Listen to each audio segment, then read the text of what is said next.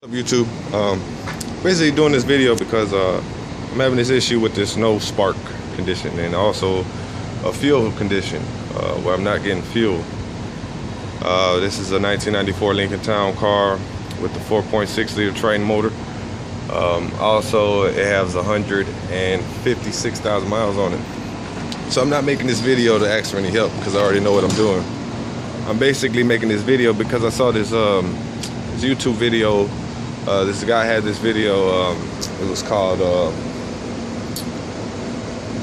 7/12/13/1995 Lincoln Town car won't start, fix, battery drain fix. And basically the guy, he kind of knew what he was talking about, but he kind of didn't know what he was talking about. He kind of helped me out a little bit, but basically this is to help people out that have Lincoln Town cars between 92 and 96, I think, and maybe on up. But Lincoln Town cars, Ford Crown Vics, and Grand Marquises. And this can help you guys out here, man. So you know, it's better than the other video where that guy, he shitted around. But anyways, so this is the AC compressor, where the AC compressor should be at, right? I took mine out because my clutch is still on. So there it is right there, guys. And he was basically pointing at the plug on the AC compressor. He wasn't pointing at the crank sensor, and he said that's the problem. No, that is not the problem. And this may not still be the problem, but the crank sensor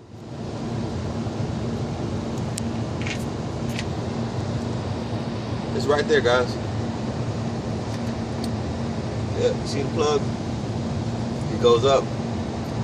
There goes the bolt, one bolt, and it basically bolts in right there, and it's right there behind the AC compressor, and the harmonic balancer is right there, and it's that big pulley at the very bottom of your car, and that's where your crank sensor will always be at, just because that's where your that's where your crankshaft is at. And it needs to count basically the timing in your car, so it needs to be by the crank.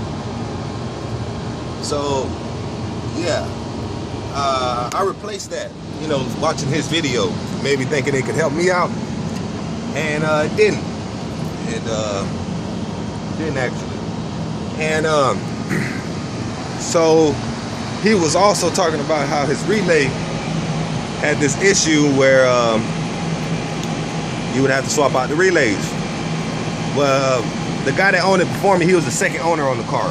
His sister basically owned it, and they're an older family, and he basically bought it off his sister, and he owned it second, and then I'm the third owner. And he did this pretty much, the mechanic shop he took it to did it because they couldn't figure out what was causing the fuel pump to fuck up. You know, it would cut in and cut out, and you would have to tap the relay or swap them out. And these are professionals, and they couldn't even figure out what was wrong with this car. And then it would backfire. It wasn't firing on all the cylinders when it first started up, so you used to have to let it warm up. But what I figured out when I got the car was when you got into the car, if you went up to 25 miles an hour, the problem would just go away. It would stop, which didn't make sense with a car, because normally you would have to let it warm up because there's a switch bad in the coils or something like that, towards where the car would have to get at car operating temperature to fix the problem, you know. And in this case, it wasn't the case with this car. So that led me to think, like, it can't be a sensor, it can't be wiring. I wouldn't think, you know. So I did my own investigating. Well, the car ended up not getting any spark, it wouldn't start up anymore. So I tapped the relay, didn't work. So I took it home, I had tested the spark in the car. Didn't get no spark.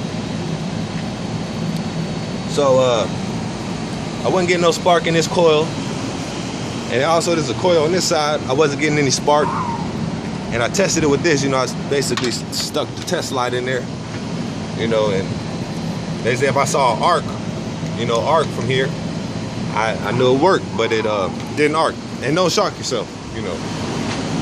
Or you guys could, you know, use this and Boom, if you would have saw arc, you know, arc from that, you know, you would have knew what the problem was. But yeah, so after all that, I did that. So this is the control power module right here. It's called the power control module. And this is basically like a mini computer. And you know, normally when you're not getting a no spark condition, that's normally what goes bad. That it's rare to see both coils go bad. So that's what made me question the coils. And I'm getting power to the coils. You know, I tested the wires. I'm getting power to the coils. Same on that side. The power control module is good. That fuse is good. I'm getting power.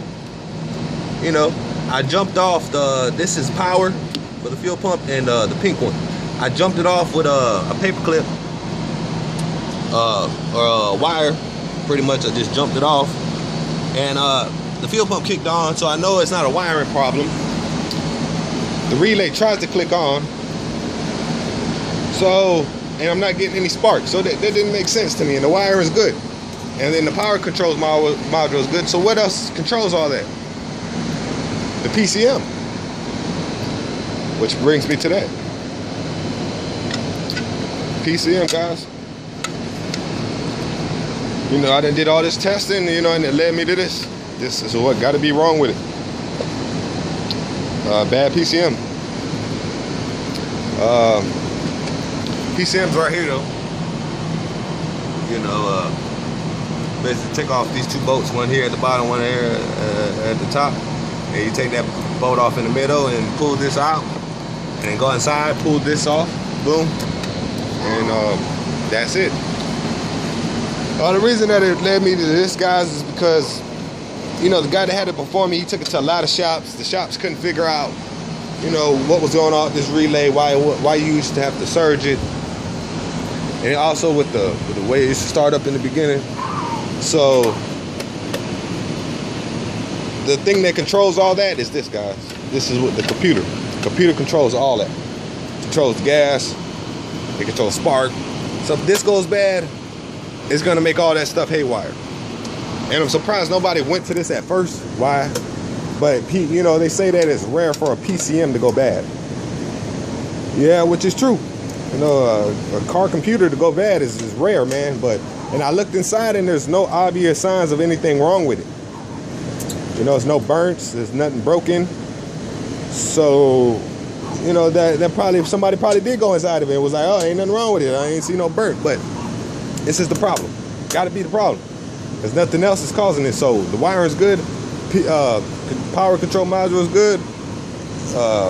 Coil packs are good. Crank sensor's good.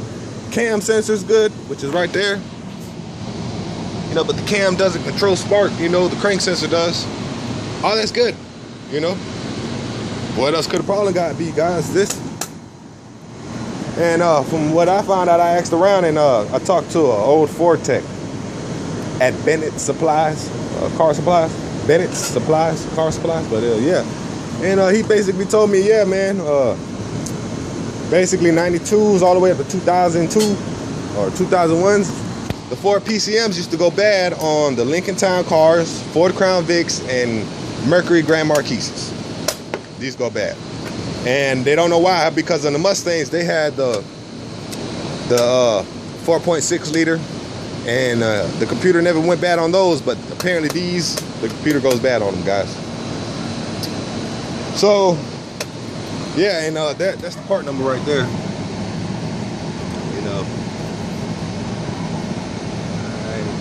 that's the part number. Hold on, let me see if I can get a better shot by zooming in.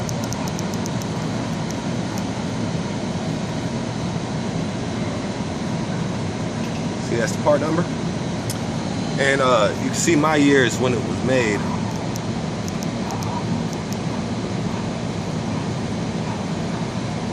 Boom. 09, 30, 93. You know, so. And you know, on the Chevys, you know, the PCMs ain't this fragile. You know, they have them right here, right underneath the air box. Because I had an LT1, and they're bigger too as well, and they're not as fragile as this, you know. But I'm gonna do an update, guys, for you. You know, I'm pretty sure, you know, the other guy that made that other video, this is what his problems was. So if he still got that car, maybe this can help him. PCM, buddy. Yeah. So I'm gonna do an update and go to the junkyard, go grab me one of these computers. You know, you can buy one brand new, but I don't see the point of it. You know, I know these had a recall on them, you know, and they have bad switches, but not all of them went bad, you know. And I'd rather spend 35 bucks on a PCM than to spend $300 on one. I'm sorry. Take my chances. And then also what I'm gonna do, I'm gonna get 2 of them. So that way I would know if I get one bad one from the junkyard, my chances are getting 2 bad PCMs from the junkyard. Slim chance of that happening. So that's why I'm gonna grab 2 of them. You know, just to make sure. I'm gonna make sure that I get it from one that's been crashed a little bit or something, or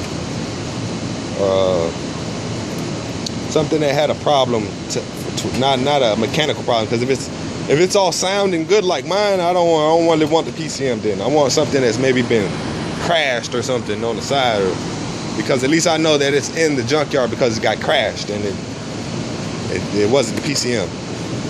But yeah, I'm gonna grab 2 of them, so just to make sure. So I'm gonna plug it in and see what happens. If that one don't work, I'm gonna plug in the other one and see what happens, and that one should work. So we give you guys an update, let you know how it's going.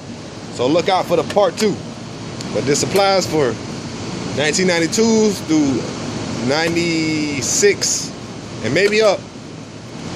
Lincoln Town cars, Ford Crown Vics, and Grand Marquises with the 4.6 liter.